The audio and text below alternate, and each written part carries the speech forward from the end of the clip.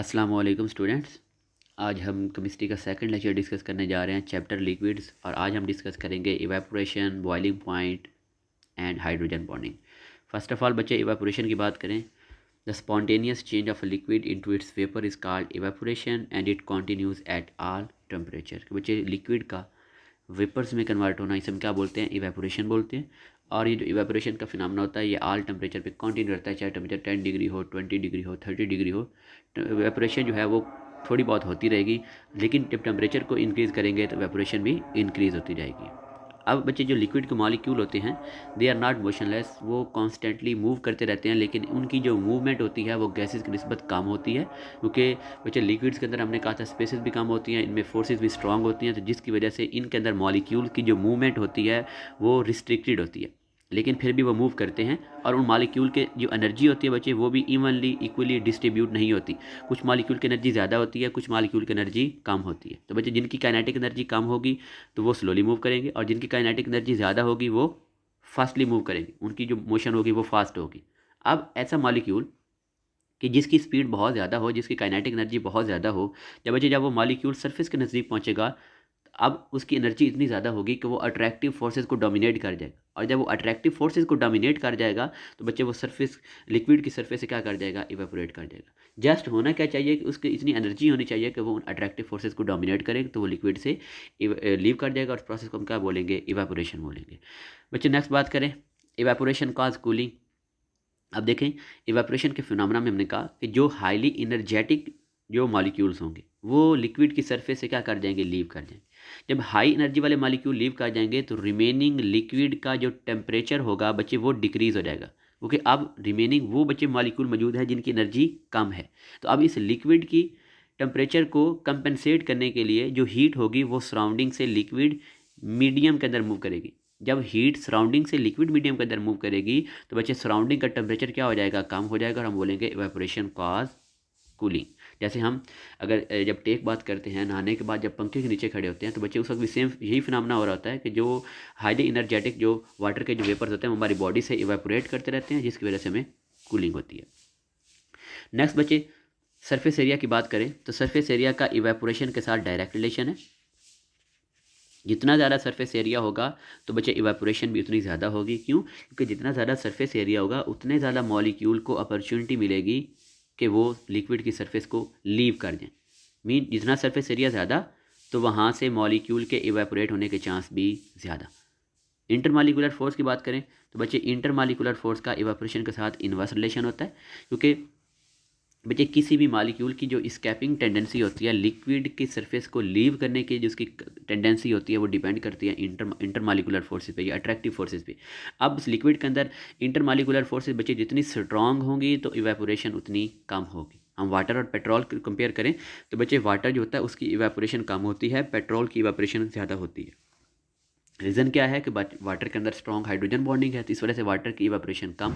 Petrol के अंदर बच्चे वीक डिस्पर्शन फोर्सेज होती हैं, लैंडेड डिस्पर्शन फोर्सेज, जिसकी वजह से पेट्रोल की इवेपोरेशन ज़्यादा होती है। अगर हम हथेली के ऊपर भी बच्चे रखें पेट्रोल तो वो फ़ौरन इवेपोरेट कर जाता है, क्योंकि उसके अंदर जो फोर्सेज होती हैं वो बहुत ज़्यादा वीक होती है। And a liquid which can rapidly change into vapours, यहाँ पे टाइपिंग मिस्टेक है। A liquid which can change into vapours is called volatile liquid. For example petrol is more volatile than water. मन जिस liquid को हम रखें वो फ़ौरन बच्चे वेपर्स में कन्वर्ट हो रहा है तो उसको हम बोलते हैं वोलेटाइल लिक्विड। जैसे मैंने कहा पेट्रोल को हम हथेली पे रखते हैं तो फ़ौरन वहाँ से पेट्रोल इवेपोरेट कर जाता है, उस पे लिक्विड को हम क्या बोलते हैं? वोलेटाइल लिक्विड बोलते हैं। बच्चे टेम्परेचर की बात करें तो हमने कहा evaporation take place at all temperature, लेकिन जब हम टेम्परेचर को इंक्रीज़ करेंगे तो रेट ऑफ इवेपोरेशन भी इंक्रीज़ होगा। क्यों? क्योंकि जब हम टेम्परेचर को इंक्रीज़ करेंगे तो बच्चे मॉलिक्यूल्स की काइनेटिक एनर्जी क्या हो जाएगी? ज़्यादा। अब उनकी काइनेटिक एनर्जी इतनी ज़्यादा हो जाएगी कि वो उस इंटरमॉलिक्यूलर फोर्स को बच्चे ओवरकम करेंगे, डोमिनेट करेंगे, और सरफेस लिक्विड की सरफेस से स्कैप हो जाएंगे। तो इस वजह से हम बोलेंगे कि टेम्परेचर के इंक्रीज़ करने से इवेपोरेशन जो है वो इंक्रीज़ हो जाती है।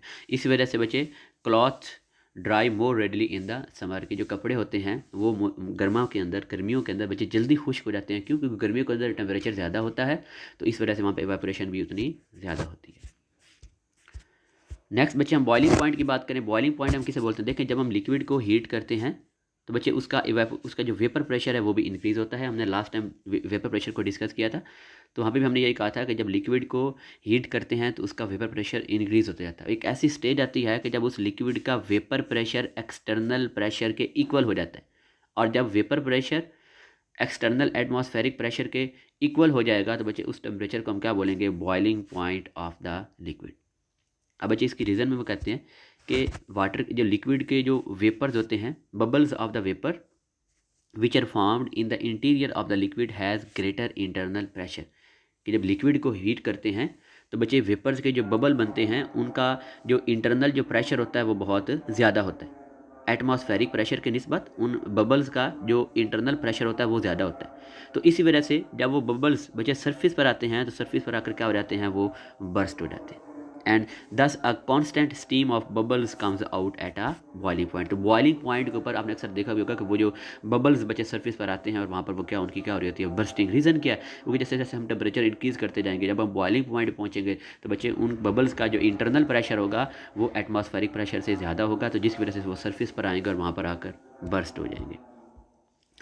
अब बच्चे हम अगेन हमने अभी भी बात की है कि जब लिक्विड को हीट करेंगे तो लिक्विड के मॉलिक्यूल की काइनेटिक एनर्जी इंक्रीज़, और जब उनकी काइनेटिक एनर्जी इंक्रीज़ होती जाएगी तो हम बोलेंगे उनकी टेम्परेचर भी इंक्रीज। हमने बार बार कहा था कि लिक्विड के अंदर हमने बात की कि average kinetic energy is directly proportional to the absolute temperature. कि मीन अब यहाँ पर उसको जब हीट करेंगे उसकी काइनेटिक एनर्जी इंक्रीज़ होगी, तो काइनेटिक एनर्जी इंक्रीज़ होने की वजह से टेम्परेचर इंक्रीज़ होता रहेगा। लेकिन याद रखना कि बच्चे जब हम बॉइलिंग पॉइंट पर जब पहुँचे हैं, जब बॉइलिंग पॉइंट से हम फर्दर उस चीज़ को हीट करेंगे तो फर्दर हीट करने से बच्चे उसके टेम्परेचर जो है वो इंक्रीज़ नहीं होगा, क्योंकि बॉइलिंग पॉइंट पे उनके मॉलिक्यूल की काइनेटिक एनर्जी है वो मैक्सिमम है।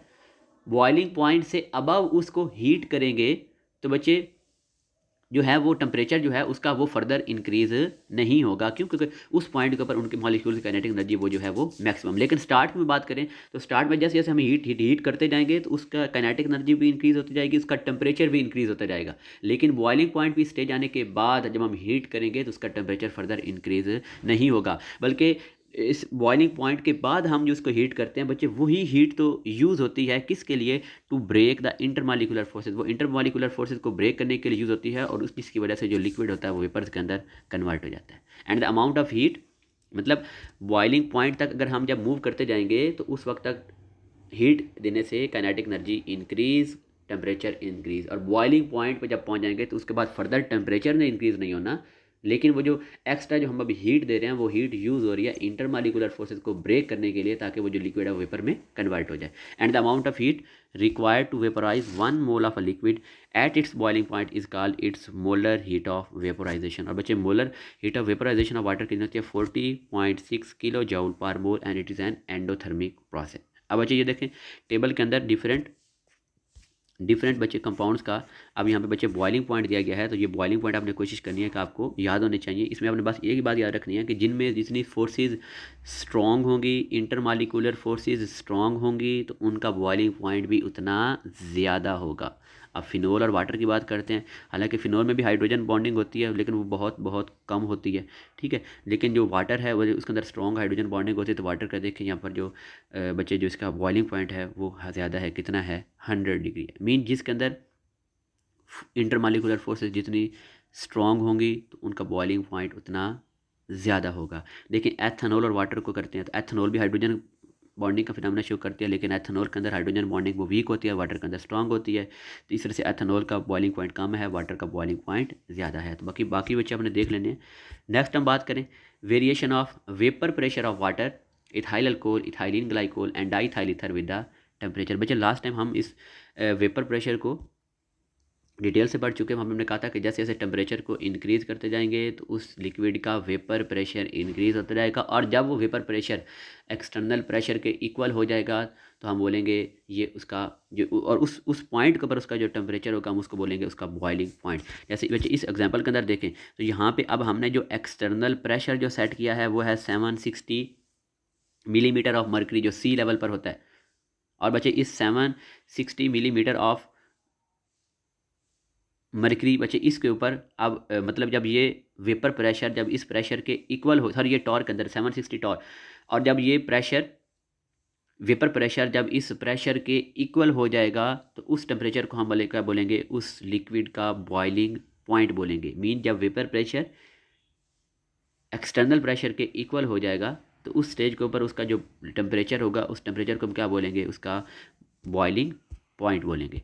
अब बच्चे देखें, liquid reach their boiling points when their vapour pressure are equal to the 760 torr at sea level. वही बच्चे बात आ गई कि हमारे पास जब कोई भी लिक्विड है, जब उसको हम हीट करेंगे तो उसका वेपर प्रेशर इंक्रीज़ होगा, और जब उसका वेपर प्रेशर 760 टॉर या 760 मिलीमीटर ऑफ मर्करी के बच्चे इक्वल हो जाएगा, सी लेवल की बात करें उसके ऊपर, तो हम बोलेंगे कि जो लिक्विड है ये टेम्परेचर उसका क्या है, बॉइलिंग पॉइंट। मीन उसका बॉइलिंग पॉइंट वो आ गया।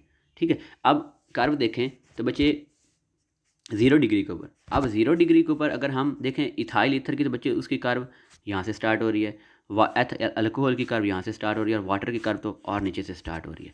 मीन 0 डिग्री के ऊपर जो वाटर की कर्व है बच्चे वो स्टार्ट हो रही है 4.8 टॉर से, और डाईथाइल ईथर की कर्व जो है वो स्टार्ट हो रही है 200 टॉर से। अब बच्चे इसकी रीज़न क्या है कि जो डाईथाइल ईथर होता है उसका वेपर प्रेशर ज़्यादा होता है। क्यों ज़्यादा होता है? क्योंकि उसके अंदर जो फोर्सेस होती हैं वो वीक होती हैं, वाटर के अंदर हाइड्रोजन बॉन्डिंग होती है, तो इस वजह से वाटर का जो वेपर प्रेशर है वो कम होता है। अब हमने इनको हीट करना है, जैसे जैसे हीट करते जाएंगे तो जिस टेम्परेचर पर उनका vapour pressure external pressure mean 760 torr के इक्वल हो जाएगा तो वही उसका बॉइलिंग पॉइंट होगा। अब यहाँ भी वही बता रहा है कि इनके दरमियान डिफरेंस क्यों है, क्योंकि बच्चे इनके दरमियान इंटरमालिकुलर फोर्सेज उनकी स्ट्रेंथ डिफरेंस है। क्योंकि वाटर के अंदर स्ट्रॉन्ग हाइड्रोजन बॉन्डिंग होती है, डाईथाइल ईथर के अंदर सिंपल जो है बच्चे वो लिनियर डिस्पर्शन फोर्सेज होंगी, तो जिसकी वजह से उसका वेपर प्रेशर ज़्यादा है और वाटर का वेपर प्रेशर कम है। अब जैसे जैसे टेम्परेचर को इंक्रीज़ करते जाएंगे तो इनकी जो वेपर प्रेशर है वो भी इंक्रीज़ होता जाएगा, और जिस टेम्परेचर पर आकर वेपर प्रेशर उस एक्सटर्नल प्रेशर मीन 760 टॉर जो हमने इस कंडीशन के अंदर सेट को उसका इक्वल हो जाएगा तो हम बोलेंगे ये उसका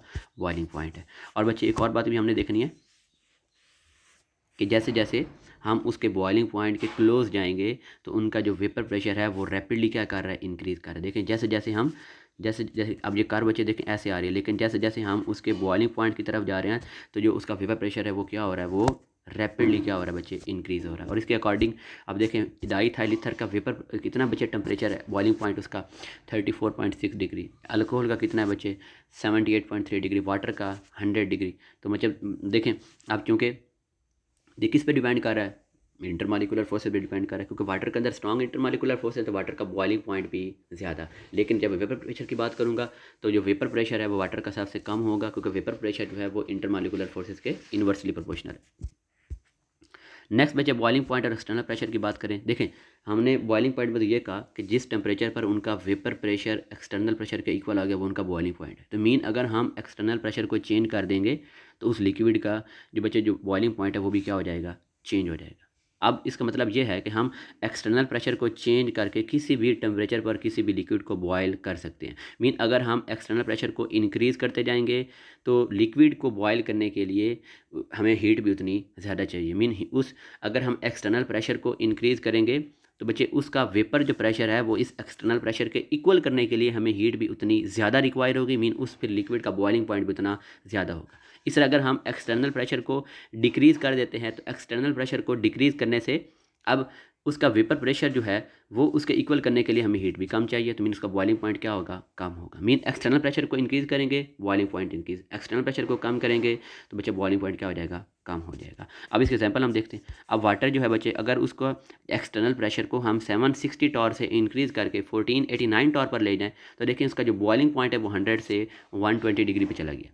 इसी तरह अगर हम एक्सटर्नल प्रेशर को डिक्रीज़ करके 23.7 टॉर पे लेके आएँ तो बच्चे वाटर कहाँ पे बॉयल हो रहा है, 25 डिग्री पे बॉयल है। मीन एक्सटर्नल प्रेशर को इंक्रीज़ करेंगे boiling point increase, external pressure को डिक्रीज़ करेंगे तो बॉइलिंग पॉइंट भी डिक्रीज़ हो जाएगा। रीज़न आपको बच्चे बता दिया कि जब एक्सटर्नल प्रेशर को इंक्रीज़ करेंगे तो इस प्रेशर एक्सटर्नल प्रेशर के इक्वल वेपर प्रेशर को इक्वल करने के लिए हमें हीट उतनी ज़्यादा रिक्वायर होगी, मीन बॉइलिंग पॉइंट उतना ज़्यादा होगा। इस तरह बच्चे जो मरी हिल्स हैं वहाँ पे जो वाटर है वो 98 डिग्री पर बॉयल हो जाता है। रीज़न क्या है, क्योंकि वहाँ पर जो प्रेशर है वो 760 टॉर से रिड्यूस होकर 7 टॉर तक होता है। इस तरह माउंट एवरेस्ट की बात करें तो वहाँ पर बच्चे जो वाटर है वो 69 डिग्री के ऊपर बच्चे वो बॉयल हो जाता है। क्यों? क्योंकि माउंट एवरेस्ट के ऊपर जो एक्सटर्नल प्रेशर है वो रिड्यूस होकर 323 टॉर पर आ जाता है। तो मीन जैसे जैसे एक्सटर्नल प्रेशर डिक्रीज़ होता जाएगा तो वाटर का बॉइलिंग पॉइंट डिक्रीज़ होता जाएगा। अब बच्चे जो एक्सटर्नल प्रेशर है उसको हम आर्टिफिशियली भी इंक्रीज़ कर सकते हैं, जैसे कि हम प्रेशर कुकर की बात करें। अब बच्चे प्रेशर कुकर वो एक हमारे पास क्लोज्ड कंटेनर होता है, उसके अंदर जो वेपर्स बनते हैं वो वहाँ से स्कैप नहीं होते, तो जिसकी वजह से उसके जो इनसाइड जो प्रेशर है वो बहुत ज़्यादा डिवेलप हो जाता है। उस प्रेशर के इंक्रीज़ होने की वजह से वाटर का जो बॉइलिंग पॉइंट है वो भी इंक्रीज़ हो जाता है। जब वाटर का बॉइलिंग पॉइंट इंक्रीज़ होगा तो मेन वहाँ पर वाटर के अंदर इतनी ज़्यादा हीट, बहुत ज़्यादा हीट एब्जॉर्ब होगी, तो जिसकी वजह से जो फूड होती है बच्चे वो जल्दी जल्दी प्रिपेयर हो जाती है। उसके अलावा बच्चे लिक्विड को हम लो टेम्परेचर पर भी बॉयल कर सकते हैं, where they can be distilled easily, जहाँ पे उनको हम फिर अलग भी आसानी से कर सकते हैं। इस प्रोसेस को हम क्या बोलते हैं, वैक्यूम डिस्टिलेशन। मीन वाटर को उसके बॉइलिंग पॉइंट से लो टेम्परेचर पर उसका बॉयल करना, जो जेन्युइन बॉइलिंग पॉइंट है उसकी निस्बत लो टेम्परेचर के ऊपर उसका बॉयल करना, इसे हम बच्चे क्या बोलते हैं, वैक्यूम डिस्टिलेशन बोलेंगे।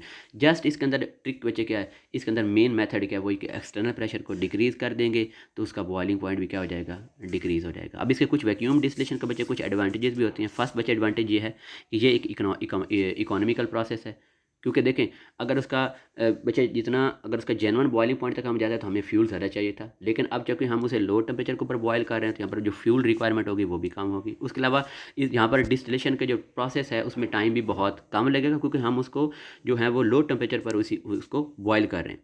अब बच्चे देखें, और उसके अलावा मेनली क्या होता है कि इस वैक्यूम डिस्टिलेशन के ज़रिए हम कंपाउंड्स की डीकम्पोजिशन को भी अवॉइड कर सकते हैं। अब इस एग्जांपल से अब क्लियर हो जाएगा बच्चे। देखिए अगर हम ग्लिसरीन की बात करें तो जो ग्लिसरीन है वो 760 टॉर प्रेशर, अगर एक्सटर्नल प्रेशर होगा तो वो बॉयल होती है 290 डिग्री पर।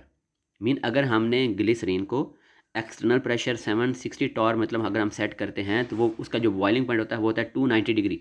लेकिन अगर हम उसको बॉयल करें तो बच्चे इस टेम्परेचर से पहले ही ग्लिसरीन क्या हो जाती है, डिकम्पोज हो जाती है।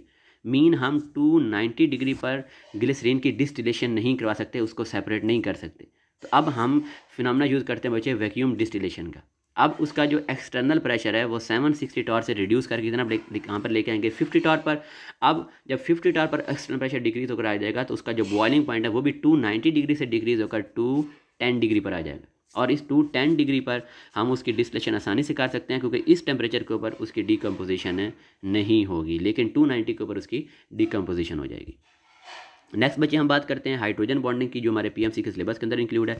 देखिए बच्चे हमने कहा था कि मॉलिक्यूल्स के दरमियान जो फोर्स ऑफ अट्रैक्शन होती है उसे हम बोलते हैं इंटर मॉलिक्यूलर फोर्सेज। और एक मैंने कहा था कि with in the molecule atom के दरमियान जो होती है, जैसे यहाँ पर कोवलेंट बॉन्ड हम बोलेंगे इंट्रा मॉलिक्यूलर फोर्स। तो बच्चे वाटर के मॉलिक्यूल के दरमियान भी एक स्ट्रॉन्ग इंटर मॉलिक्यूलर फोर्स होती है जिसे हम क्या बोलते हैं, हाइड्रोजन बॉन्डिंग बोलते हैं। And the force of attraction existing between the molecule of a substance are also known as the van der Waals force. जैसा कि हम बात करें कि बच्चे जो छिपकली होती है लिजर्ड, वो सीलिंग से और वाल से क्यों चिपक जाती है, बिकॉज ऑफ वंडर वाल फोर्सेज। बच्चे ये भी पीएमसी का एमसीक्यूज है, आई थिंक ये जो उनका पेड पेपर है वहाँ से एमसीक्यूज है, इसको आपने याद रख लेना है। उसके अलावा बच्चे वाटर की लिक्विड की जितनी भी फिजिकल प्रॉपर्टीज़ होती हैं उनको हम एक्सप्लेन करते हैं on the basis of intermolecular force. Mainly कौन कौन से बच्चे, dipole forces, ion dipole forces, dipole induced dipole forces, London dispersion forces and hydrogen bonding. लेकिन आपके सिलेबस के अंदर बच्चे जस्ट हाइड्रोजन बॉन्डिंग है, तो हम यहाँ पर हाइड्रोजन बॉन्डिंग को ही डिटेल से पढ़ेंगे।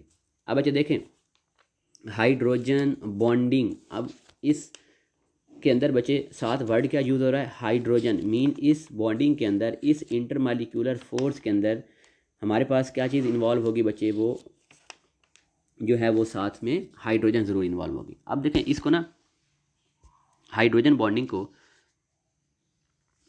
अगर इसकी डेफिनेशन की बात करें तो hydrogen bonding refers to the formation of the hydrogen bond, which are a special class of attractive intermolecular forces that arise due to dipole-dipole interaction between a hydrogen atom that is bonding to a highly electronegative atom and another highly electronegative atom which lies in the vicinity of the hydrogen atom।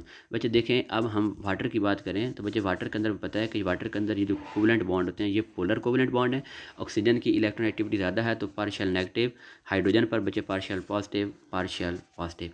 अब यहाँ पे water का मैं एक और structure molecule का structure draw करूँ बच्चे, again partial positive, partial negative, partial positive. तो बच्चे ये वाली जो पार्शियल पॉजिटिव हाइड्रोजन है ये एक स्ट्रॉन्ग इलेक्ट्रोनेगेटिव एटम से अटैच है, और ये जो हाइड्रोजन है अगर इसकी विसिनिटी, अगर इसके इर्द गिर्द अगर एक स्ट्रॉन्ग इलेक्ट्रोनेगेटिव एटम दूसरे मॉलिक्यूल का अगर वो मौजूद होगा तो बच्चे इनके दरमियान क्या एक फोर्स ऑफ अट्रैक्शन प्रोड्यूस होगी जिसे हम क्या बोलते हैं, हाइड्रोजन बॉन्डिंग बोलते हैं। एक्चुअली इसको हम डाइपोल ही बोल सकते हैं, क्योंकि डाइपोल इंटरेक्शन के अंदर भी क्या होगा कि एक मॉलिक्यूल का जो बच्चे पॉजिटिव एंड होता है वो दूसरे मॉलिक्यूल के नेगेटिव एंड को क्या करता है, अट्रैक्ट करता है, जिनका बोलते हैं डाइपोल डाइपोल इंटरेक्शन। लेकिन इस केस के अंदर हम इसको स्पेसिफिक नेम क्या देने जा रहे हैं, हाइड्रोजन बॉन्डिंग, क्योंकि डाइपोल डाइपोल की निस्बत ये फोर्सेज थोड़ी सी स्ट्रॉन्ग होती हैं। और उसके अलावा यहाँ पर हम स्पेसिफाई कर देते हैं कि यहाँ पर जो पार्शियल पॉजिटिव एंड होगा वो हमेशा क्या होगा, हाइड्रोजन आयन होगा, और उसके साथ जो नेगेटिव जिसके साथ उसने हाइड्रोजन बॉन्ड बनाना है वो कोई भी स्ट्रॉन्ग इलेक्ट्रोनेगेटिव एटम होगा। और वाटर के केस में बच्चे वो स्ट्रॉन्ग इलेक्ट्रोनेगेटिव कौन सा है, वो ऑक्सीजन है।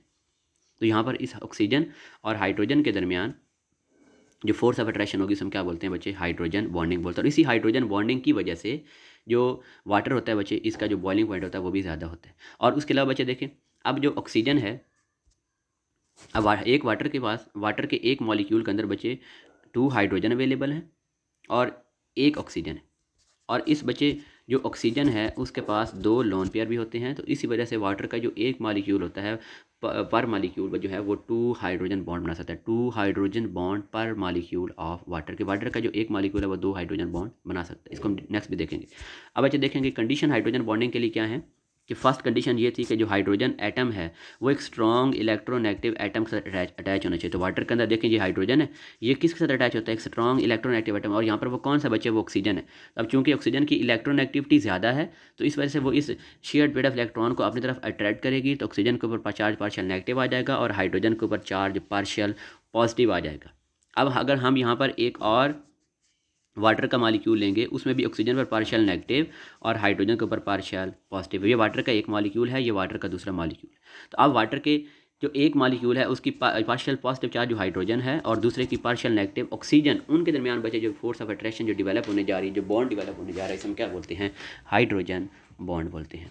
और बच्चे अगर हम एक और यहाँ पर चीज़ भी देखें तो बच्चे हाइड्रोजन के अंदर जो हाइड्रोजन है वो 2 इलेक्ट्रोनेगेटिव एटम को आपस में लिंक कर रही है। कैसे बच्चे देखें, ये देखें ना, हमारे पास ये बॉन्ड अब नया बनने जा रहा है। वैसे इसको डॉटेड लाइन से डिनोट करते, लेकिन मैं इसको लाइन लगा रहा हूँ। अब देखें ये बच्चे एक ऑक्सीजन ये वाली हो गई, इनके दरमियान हाइड्रोजन है और एक ऑक्सीजन ये, मीन एक जो हाइड्रोजन है वो 2 इलेक्ट्रोनेगेटिव एटम को आपस में कनेक्ट करवा रही है, उनको लिंक कर रही है। लेकिन एक ऑक्सीजन के साथ इस हाइड्रोजन का कोवलेंट बॉन्ड होगा। ये देखें, इस ऑक्सीजन के साथ इस हाइड्रोजन का कोवलेंट बॉन्ड है, लेकिन इस ऑक्सीजन के साथ ये वाला जो वाटर का बॉन्ड है, ये वाला बच्चे ये हाइड्रोजन बॉन्ड। दोबारा सुन लें, ये जो हाइड्रोजन है ये 2 ऑक्सीजन एटम को, अगर मैं यहाँ पे नीचे ड्रा करूँ, असल में आपको वहाँ से क्लियर आई थिंक नहीं हो रहा होगा। ये देखें ना, एक मिनट यहाँ पे ड्रा करने की कोशिश करते हैं। ये देखें, ये एक बच्चे वाटर है, ये मैंने दूसरा वाटर ड्रा कर दिया, वाटर का मॉलिक्यूल। अब बच्चे देखें, ये पार्शियल पॉजिटिव हाइड्रोजन, ये पार्शियल नेगेटिव ऑक्सीजन। तो अब ये देखें, अब आपको डॉटेड लाइन नज़र आ रही होंगी, ये जो डॉटेड लाइन है ये हाइड्रोजन बॉन्ड है। तो ये जो एक हाइड्रोजन है ये 2 ऑक्सीजन को आपस में क्या कर रही है, इन 2 ऑक्सीजन को लिंक कर रही है। लेकिन एक के साथ उसका बॉन्ड होगा वो कोवलेंट बॉन्ड होगा और दूसरे के साथ उसका हाइड्रोजन बॉन्ड होगा। और इसकी कंडीशन बच्चे क्या है कि जो हाइड्रोजन है वो एक स्ट्रॉन्ग हाईली इलेक्ट्रोनेगेटिव एटम के साथ लिंक होनी चाहिए, ताकि वो बॉन्ड पोलर हो और पोलर बॉन्ड होने की वजह से हाइड्रोजन के ऊपर पार्शियल पॉजिटिव चार्ज आ जाए। और बच्चे उसके अलावा जो ऑक्सीजन जो है, सॉरी जो हाइड्रोजन है उसके साथ जो इलेक्ट्रोनेगेटिव एटम होना चाहिए, उसका साइज़ बहुत कम होना चाहिए, क्योंकि उसका साइज़ जितना कम होगा तो वहाँ पे इलेक्ट्रोस्टैटिक फोर्स ऑफ अट्रैक्शन उतनी ज़्यादा होगी। नेक्स्ट बच्चे हाइड्रोजन बॉन्डिंग की प्रॉपर्टीज़ की बात करें। पहले बच्चे है सॉल्युबिलिटी, जो लोअर अल्कोहल्स होते हैं वाटर के अंदर सॉल्युबल होते हैं, क्यों, टू हाइड्रोजन बॉन्डिंग। वोलेटिलिटी की बच्चे बात करें तो वाटर के अंदर बच्चे स्ट्रॉन्ग हाइड्रोजन बॉन्डिंग होती है, तो जिसकी वजह से वाटर का बॉइलिंग पॉइंट क्या होता है वो ज़्यादा होता है, लेकिन उसकी जो वोलेटिलिटी है वो कम होती है, उसका वेपर प्रेशर भी कम होता है। विस्कोसिटी और सरफेस टेंशन की बात करें तो बच्चे इन ये जो विस्कोसिटी होती है, हमने आपको लास्ट टाइम बताया भी था कि ये इंटरमॉलिक्यूलर फोर्सेज के दोनों डायरेक्टली प्रोपोर्शनल होते हैं। क्योंकि वाटर के अंदर स्ट्रॉन्ग हाइड्रोजन बॉन्डिंग होती है तो इस वजह से वाटर की विस्कोसिटी भी जो होती है वो इंक्रीज़ होती है, ज़्यादा होती है, और उसकी सरफेस टेंशन भी ज़्यादा होती है। Low density of ice than water के बच्चे बात करें तो अब देखें, जो इन केस सॉलिड आइस की बात करें तो बच्चे देखें, जब लिक्विड जो है जब वो सॉलिड के अंदर कन्वर्ट होता है, जब वो फ्रीज़ होता है तो उनके लिक्विड के मॉलिक्यूल के दरमियान जो बच्चे हैं वो एम्प्टी स्पेसेस आ जाती हैं। देखें, जब जो वाटर है जब वो फ्रीज़ होकर आइस में जाएगा तो उसका एक केज लाइक स्ट्रक्चर बन जाता है, जिसके दरमियान अब उसमें जो है ना वो एक किस्म का टेट्राहेड्रल स्ट्रक्चर बन जाता है, जिसमें वो 4 वाटर के जो मॉलिक्यूल हैं वो टेट्राहेड्रल लिंक हो जाते हैं। लेकिन उसमें एक्चुअली होता क्या है कि उनके दरमियान स्पेसेस जनरेट हो जाती हैं। अब उस स्पेसेस की वजह से जो आइस का जो वॉल्यूम है वो 9% क्या हो जाता है, इंक्रीज़। और हमें पता है कि जो डेंसिटी बचे है, डेंसिटी वो वॉल्यूम के इनवर्सली प्रोपोर्शनल है। तो जब लिक्विड को फ्रीज़ करके आइस में जा रहे हैं तो उसमें 9% जो हैं वो एम्प्टी स्पेसेस वो इंक्रीज़ हो रही हैं, मीन आइस का वॉल्यूम इंक्रीज, जब वॉल्यूम इंक्रीज़ होगा तो उसकी डेंसिटी क्या हो जाएगी, डिक्रीज़ हो जाएगी। उसकी डेंसिटी डिक्रीज़ होने की वजह से वाटर के ऊपर फ्लोट करना स्टार्ट कर देगी। अब वाटर के अंदर बच्चे अगेन यहाँ पर हाइड्रोजन बॉन्डिंग लिखी हुई है। देखिए इसमें जो वही लिखा हुआ है कि वाटर के अंदर जो ऑक्सीजन है वो मोर इलेक्ट्रोनेगेटिव होती है, उस पर चार्ज पार्शियल नेगेटिव होगा, हाइड्रोजन के ऊपर चार्ज पार्शियल पॉजिटिव होगा जब, और इस वजह से वाटर मालिक्यूल वो क्या है, वो पोलर मालिक्यूल है। और इसके अंदर बच्चे डाइपोल डाइपोल इंटरेक्शन होगी, वही partial negative and partial positive and को क्या करेगा, अट्रैक्ट करेगा। लेकिन वाटर के केस में इसको हम एक स्पेशल नेम दे रहे हैं, उसको हम क्या बोलते हैं, hydrogen bonding. Hydrogen bonding is something more than the simple dipole dipole. आपको बताया था ना कि डाइपोल डाइपोल इंटरेक्शन की निस्बत हाइड्रोजन बॉन्डिंग क्या होती है, बहुत ज़्यादा स्ट्रॉन्ग होती है। उसके अलावा ऑक्सीजन के पास बच्चे 2 लोन पेयर होते हैं, और उसके अलावा जो हाइड्रोजन होती है उसके ऊपर सुफिशिएंट पार्शियल पॉजिटिव चार्ज होता है, और उसके अलावा जो दोनों के दोनों जो हाइड्रोजन होते हैं वो एक स्ट्रॉन्ग इलेक्ट्रिक फील्ड भी क्रिएट कर लेते हैं अपने स्ट्रॉन्ग अपने स्मॉल साइज़ की वजह से। तो जिसकी वजह से यहाँ पर जो वाटर का एक मालिक्यूल होता है वो 2 हाइड्रोजन बॉन्ड पर मालिक्यूल बनाता है। बच्चे जो ऑक्सीजन होती है वो अपने कोऑर्डिनेट कोवलेंट बॉन्ड के थ्रू हाइड्रोजन से लिंक होती है और एक लोन पेयर। अब चूँकि ऑक्सीजन के पास 2 लोन पेयर होते हैं तो इस वजह से यहाँ पर हाइड्रोजन बॉन्ड भी कितने बनेंगे, वो 2 हाइड्रोजन बॉन्ड बनेंगे। एंड द इलेक्ट्रोनेगेटिव एटम, अब वो कौन कौन से इलेक्ट्रोनेगेटिव एटम है कि बच्चे जो हाइड्रोजन बॉन्डिंग क्रिएट कर सकते हैं उसमें हमारे पास रहते हैं फ्लोरीन, ऑक्सीजन, नाइट्रोजन और रेयरली क्लोरीन। मतलब ये हमारे पास जो है ये हाइड्रोजन बॉन्डिंग के अंदर इन्वॉल्व हो सकते हैं, ये वाले जो हैं इलेक्ट्रोनेगेटिव एटम। अब बच्चे देखें यहाँ पर ऑक्सीजन वाटर की बात कर देखें, वाटर का अपना बॉन्ड क्या होता है, पोलर बॉन्ड होता है, पार्शियल नेगेटिव पार्शियल पॉजिटिव।